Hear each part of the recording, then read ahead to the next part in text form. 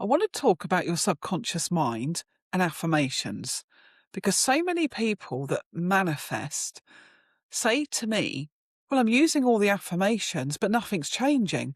I'm doing everything I'm noticing that's on all the social media platforms, but nothing is happening for me. And I want it to happen faster. And so this is where I help them by understanding exactly what is going on. We all have that wonderful subconscious mind. And I want you to imagine it almost like, and you often hear that it can look like an iceberg, that you consciously have the tiny bit above water, which is your front forward conscious mind that you're using now as you're sat here watching. But deep underneath the water is your subconscious that you're not even aware of, but it's running everything in your body, from your eyes blinking to your hands moving to your blood pumping to your heart beating, that you just take for granted. But I'm going to explain it in a different way, because then you can see exactly why your subconscious mind is running some of these programs and beliefs that dictate 95% of your daily actions, which are your behaviors, your words, your thoughts. And no wonder things aren't changing the way that you initially would love them to. So I'm going to give you the vision of your subconscious mind is a massive field. It can be a garden, but I want this garden to be absolutely to the extent that you can't see the end.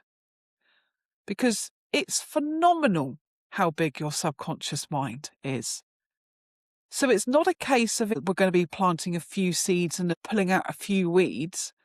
It's been there all your life, and it will continue to be open to any suggestions, to any ideas that it's hearing, that you're seeing, that you're getting told. And if you're not aware of all these seeds being thrown across this entirety of fields, and they start growing as weeds, as negative thoughts, as negative ideas, as the conditioning and the suggestions that you might have been hearing in the environments, through the TV, through friends being negative and moaning. They are constantly being accepted to grow in your fields. And suddenly you notice that you're feeling more negative, more worried, more anxious, more fearful, and you're feeling more stuck, and you're feeling resistance to even start something new. Because what you'll tend to find is that your whole fields are just literally 95% negativity, because all of the things that are growing in there aren't the positive experiences, conclusions, things that you want. So what can you do about this? This is all about self-awareness. Manifesting has so many ways of showing up for you every day, because you are manifesting brilliantly already. You don't need to be taught how to manifest. You just need to understand what you're allowing to grow in your garden, in your fields. Because if it was purely all negative, no wonder you don't feel like doing anything. You don't want to get up and nurture that garden. You're going to find absolutely any excuse and resistance to want to change, because you just don't even want to do anything. That's a massive sign, by the way, that you can have a complete turnaround as soon as you start doing this work and start seeing that you are the creator. So if we are having, and if there's give you an example, if I'm having a few days where I'm just feeling really low, really grouchy, and things don't go well, somebody cuts me up in the car as soon as I come out the house, I'm in the shopping queue and it's going even longer than I expected, and people are in the queue delaying things, or, you drop something that you don't want to and you've just broken it, or the kids are overactive with you know, everything just seems it's against you, I have the capacity and I will literally stand back and go, oh, I've been letting in far too much negativity get root and get planted in my subconscious mind that's running my daily life. Because that comes from self-awareness. But if you're not aware of it, you then start moaning about those days, which then plants more negative. And in the end, it becomes such a cycle that you just feel despair, despondent, and you just literally reject what was trying to come to you in the first place, the abundance of joy. You're pushing it away. So having that self-awareness of noticing how you feel throughout the day is really important. Now, we fluctuate, we're energy, and we have universal energy flowing through us constantly, willing to give us what we want in life. And as it's flowing through, it's picking up our energy and giving more. So if we're more negative, it's this abundance coming in going, I'll give you more abundance of negative experiences. And again, if I'm in the more positive and upbeat mode, and I'm wanting and I'm seeing the abundance around me and I'm joyful and I'm happier, but it's not going to last all day, and I accept that. But when I notice I'm dipping, I am very aware then, especially of what I'm allowing to be planted. So I will purposely make sure that I'm not watching TV. I'm not being programmed by a box that is 90% negative. And I'm not listening to anybody moaning, complaining. I don't need any more weeds in my garden, thanks. I don't need them, and I don't enjoy going out tendering to them. I tend not to. So why would I start now? And I purposely will go and find something that will enhance and start planting the flowers and the beauty that I choose to grow in my garden. So I'll listen to a podcast that keeps me upbeat. I'll listen to high vibe music, or I'll read, or I'll start to use affirmations in a positive mindset. If I'm out and about and I can't access any of those, yeah, and I'm noticing that I might be in a supermarket and I'm overhearing complaining, I'm overhearing nagging, I know then I need to start using affirmations for me, because I need to then allow my mind for the next few days to be more positive. So I'll start using affirmations, and they do work. But it's how you use them and how self-aware are you of where you're using them and what you're allowing to be planted in your subconscious mind.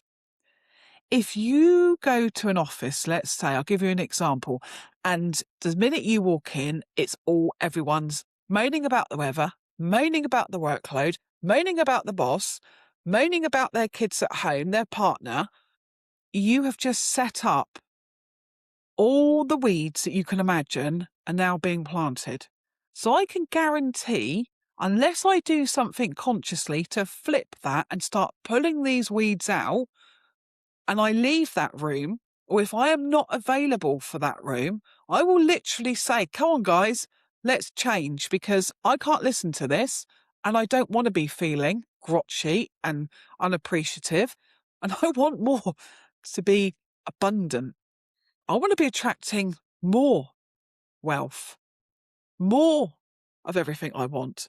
Because what does money give you? It gives you the experiences that you crave. So there's good in money. And the more money you have, the more you'll use it for what you need and what you can help humanity with. So there's no such thing as over asking. You can't ask the universe for too much. You can keep asking. There is no such thing as greed. Greed is only if it's for one selected person, because most people that have high amounts of money and continuously attract and work towards it, actually do humanity a good service with it. Money only enhances who you are. So if you're a good person and you're willing to help others, you're going to do more of that. So there's nothing wrong in asking for more money. Don't ever be fooled or told that otherwise. That's nonsense, and that keeps you in lack, by the way. But your subconscious mind is constantly open and allowing, when you're calm especially, for ideas, for other people's negativity, for their fears to be projected on you. Everything that you can imagine that you don't want, it's just being planted freely. So I get really selective where I go now, and I'm very aware of how I feel before I go out. And I'm very aware of what I'm going to do if I start noticing that my mind is going backwards and it's more negative and I'm listening to other people moaning.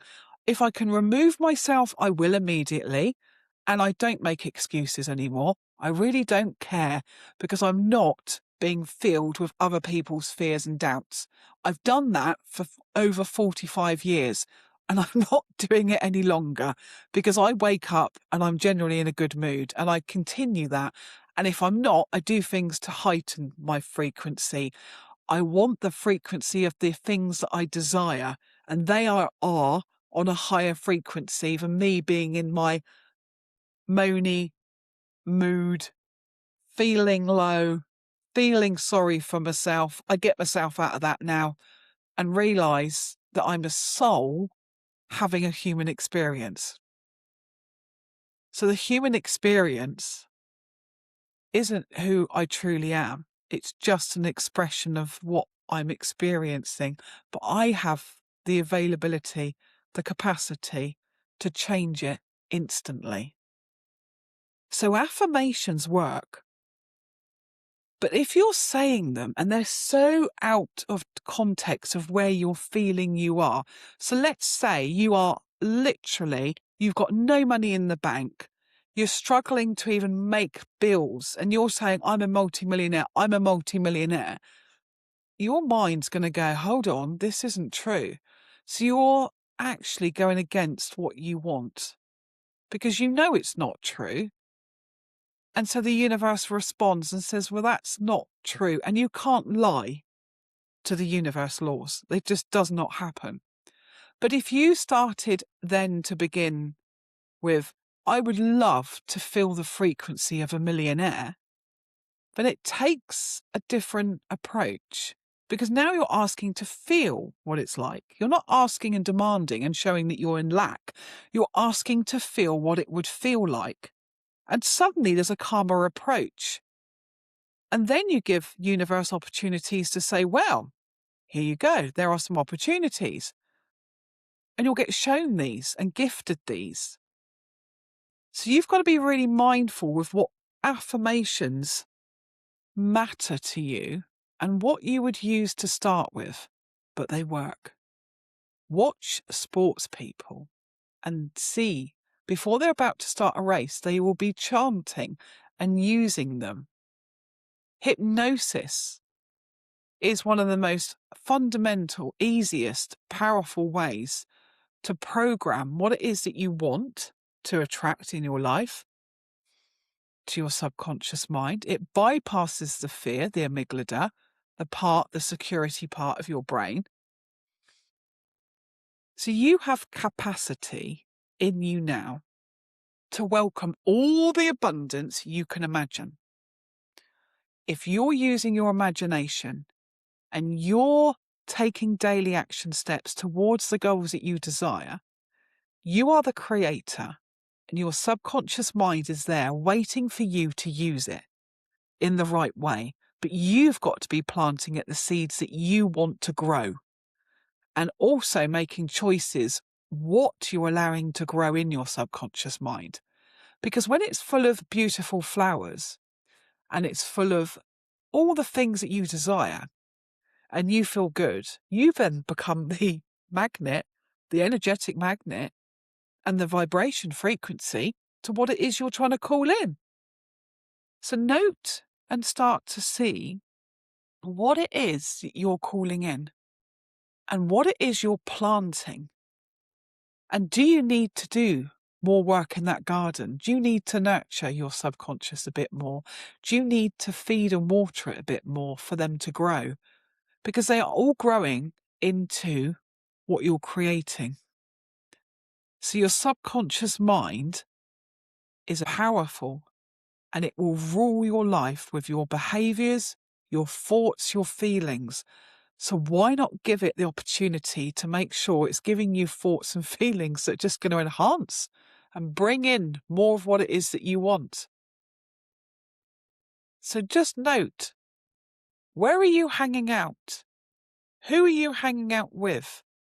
And are they giving you good plant? Are they giving you good seeds? Are they doing the work themselves? Or are you constantly allowing those weeds to just take over and strangle all your desires, your dreams, and your goals?